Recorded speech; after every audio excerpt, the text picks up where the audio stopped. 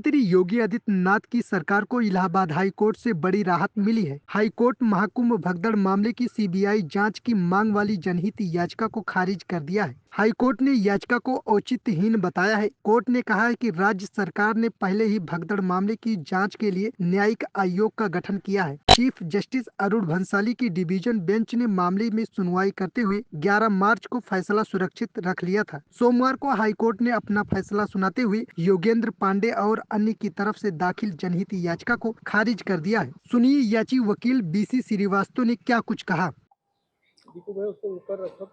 हाँ बस सर बताएं कि क्या पूरा मामला था और किस मामले को लेकर याचिका दाखिल की गई थी, क्या प्रेयर थी और कोर्ट ने आज क्या आदेश पारित किया है और इस आदेश को लेकर क्या कहना है आपका। देखिए, प्रयाग में दिव्य कुंभ महाकुंभ का आयोजन हुआ इस बार में और मेले में तमाम सारी गड़बड़ियां थी।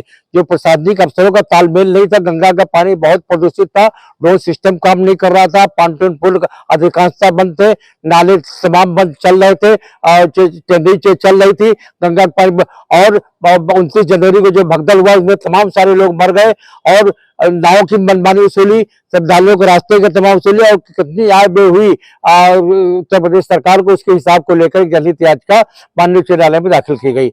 और माननीय उच्च न्यायालय से हम लोगों ने कहा कि ये सब सारी बातें लेकर के एक रिपोर्ट आनी चाहिए, सीबीआई जांच होनी चाहिए ताकि हमको जनता को लगे। उसमें हमने प्रशासनिक अफसरों की गड़बड़ी को दिखाई है। हमने उत्तर प्रदेश के सरकार के माननीय मुख्यमंत्री योगी आदित्यनाथ जी की एक भी हमने लकुड़ा नहीं दिखा है। हमने कहा योगी जी तो 18 बार यहाँ आके प्रदेश में उन्होंने समीक्षा की, लेकिन यहाँ के अधिकारियों ने उनको किया। आज जो जजमेंट में जो माननीय उच्च न्यायालय ने माननीय मुख्य न्यायमूर्ति अरुण भंसाली के बेंच ने जो आदेश पारित किया, उस आदेश में 3 बातों को लेकर के उन्होंने खारिज किया। एक बात उन्होंने कहा कि जो समाचार पत्रों में प्रकाशित हुई है बातें, उसको ऑथेंटिक हम नहीं मानते। मैं इस संबंध में क्रिटिसाइज तो नहीं करना चाहूंगा, लेकिन कहना चाहूंगा कि समाचार पत्र एक सोर्स ऑफ इंफॉर्मेशन है और उसको आधार लेकर के खरीद नहीं किया जा सकता। कई बार कोर्ट न्यूज पेपर को संज्ञान में लेकर के उन्होंने मोटिव प्लान ले रखी। दूसरी बात यह कहा कि खारिज किया माननीय न्यायालय ने सुरेश चंद्र पांडे की रिट ऑलरेडी चल रही है। सुरेश चंद्र पांडे की रिट जो उन्होंने दाखिल किया था केवल एक इश्यू को लेकर के, केवल भगदड़ को लेकर किया था, बाकी इश्यू नहीं था। एक बात माननीय न्यायालय ने और कहा कि सरकार ने आजकल ऑलरेडी इंक्वायरी कमेटी बना रखी है, तो इंक्वायरी कमेटी उन्होंने केवल भगदड़ को लेकर बनाई है, बाकी इश्यू को नहीं ले। हमने तो तमाम पीआर इसमें कम से कम आधा दर्जन बल्कि 1 दर्जन तमाम इश्यू को लेकर हमने उस पर कोर्ट ने टच नहीं किया और टच न करने के कारण कोर्ट ने इसको खारिज कर दिया। माननीय उच्च न्यायालय के आदेश की मैं आलोचना तो नहीं कर सकता हूं, लेकिन इतना कह सकता हूं कि इस आदेश से कतई सेटिस्फाइड नहीं है।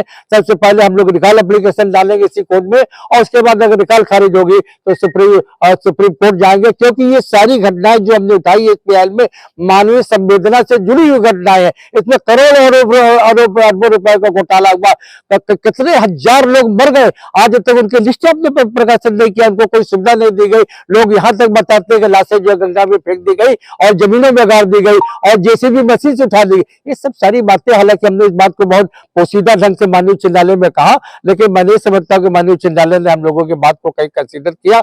ठीक है, ये कोर्ट है जो उन्होंने जजमेंट किया, कोई बात नहीं है, हम उसके रिकॉल डालेंगे। और रिकॉल में मैं कोर्ट से ये कहूंगा कि साहब पूरे इलाहाबाद के अंदर जगह जगह जो सीसीटीवी कैमरे लगे थे, उस कैमरे से फोटोग्राफ मंगा लीजिए आप। अगर न्यूज पेपर में दिए गए आधार पर जो हमने याचिका दाखिल की है, अगर उसमें कहीं भी गड़बड़ी हो तो आप कास्ट लगा के कोई जुर्माना करिए, लेकिन जितनी भी घटनाएं हमने इंगित की है याचिका में सब सीसीटीवी कैमरे में मौजूद है। और इलाहाबाद के तमाम समाचार पत्रों ने भी प्रकाशित, समाचार पत्रों में प्रकाशित समाचार है, वो कहीं एक जगह से गलत नहीं, उसको आप डिनाई नहीं कर सकते। तो मैं माननीय उच्च न्यायालय के इस आदेश से कतई संतुष्ट नहीं हूं। मैं पहले रिकॉल डालूंगा तो शीघ्र इसमें हम पेन ड्राइव भी देंगे, उसके बाद जरूरत पड़ेगी तो मैं माननीय सर्वोच्च न्यायालय में जाऊंगा। इस याचिका को मैंने सुनीता शर्मा एडवोकेट, अमोद श्रीवास्तव ने, केसर सिंह पटेल, कमलेश सिंह, योगेंद्र कुमार पांडे जी आज के तब दाखिल किया था। मैं विजय सिंह श्रीवास्तव एडवोकेट, जनहित याचिका का अधिवक्ता।